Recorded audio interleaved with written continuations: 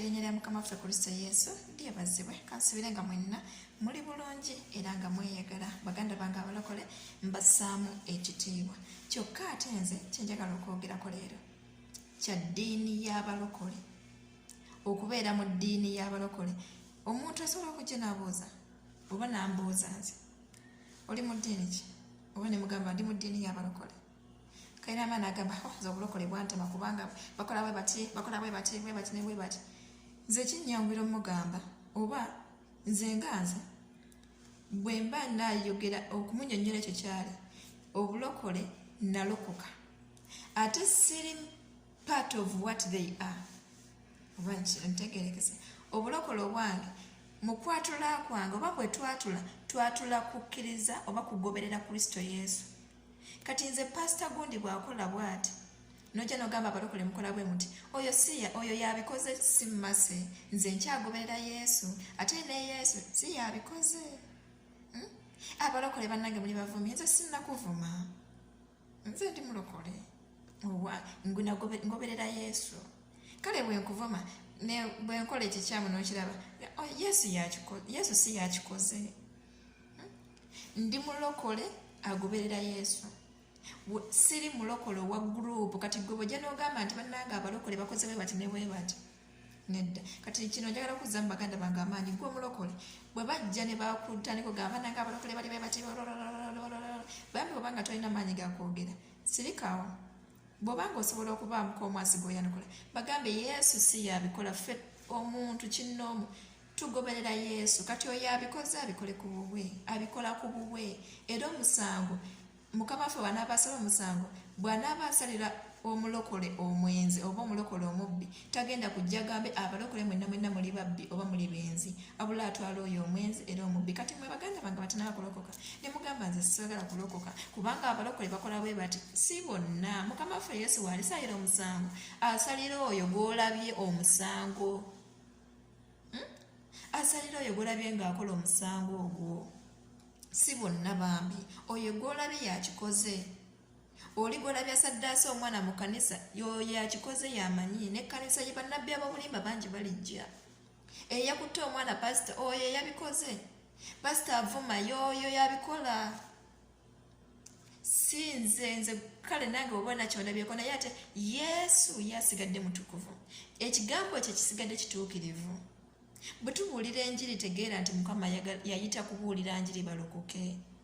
Lwakuba nti Sitaani ateekawo obukodyo bwe bambi n'akola n'aziba abantu amatu okulaba nga tebakkiriza kigambo ky'amazima, n'abalaga obubi obuli mu balokole ne mubeera nga mukitutte nti eddiini y'abalokole ekola bweti n'ebweti, naye nga abeera muntu omu oba babiri, naye ate Yesu mutuukirivu. Ekigambo kya Katonda kituukirivu, tekigamba kwenda, tekigamba kuvuma, tekigamba butayagaliza, nedda kigamba butuukirivu. Haleluya. Ate kitulagira kubabuulira njiri abantu balokoke. Kituva tubabuulira nti gundi munnange lokoka ate gwe notandika okwogera ebibyo.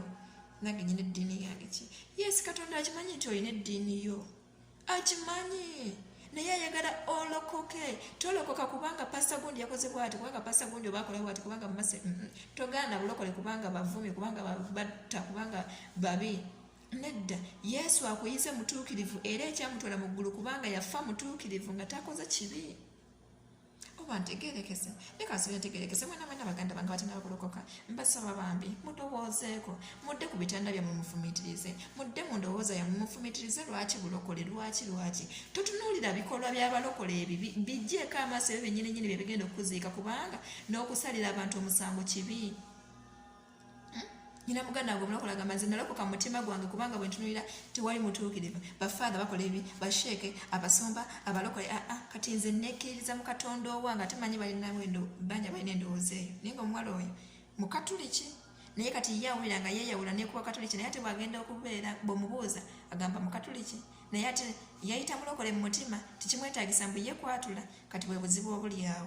Sitaani akuteeka mu kavuyo n'akulaga nti ekyokola kituufu, naye nga ekikulu kiri nti omuntu akkiriza n'omutima gw'okuweebwa obutuukirivu, yakkiriza n'omutima gw'okuweebwa obutuukirivu. Manyi nga naawe bw'otyo wakkiriza okuweebwa obutuukirivu, tovuma, tobba, tonyaga, tokola kito byonna tobikola.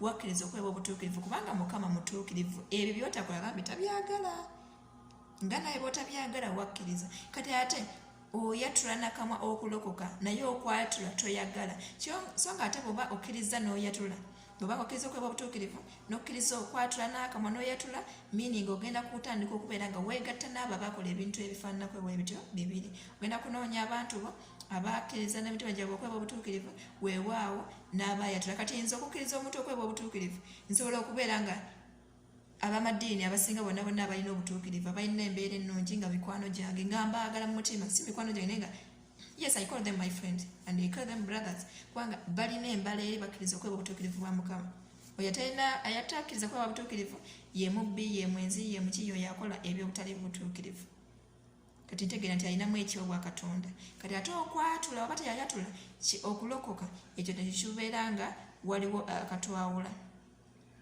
kati okuzaalibwa omulundi ogwokubiri awo nekibeera nga ate gwe tokirina nze nazaaliddwa omulundi ogwokubiri olwokwatula nayatudde nga nzikiriza kristo yesu abeere omulokozi wange meaning mu kristo yesu gwe nakkiriza nga njatwa n'akamwa kyekigenda okunfuula omwana kati ate okubatizibwa okwokunnyikibwa nakkiriza engeri gye yafaamu nfe nga akabonero ako okubatizibwa nga nnyikibwa bwe nti kyabugazi kwe kufa n'okuvaayo okuzuukira tiyazuukira mu bafu kati ekineetaagisa nga nkyali mulamu kwe kutambula nga bw'ayagala kwe kutambula nga bw'ayigiriza kwe kutambula nga byonna bye yasomesa nsobole okulinnya mu ggulu nga ndi mutuukirivu weewaawo tutambula ne tusobya bw'okwenenya bwekuli omusaayi gwogwo gwayiika y'ensonga lwaki gutufuula abatuukirivu nga bw'ayagala mbagala nnyo masana kazi gemanya aim to heaven the journey continues.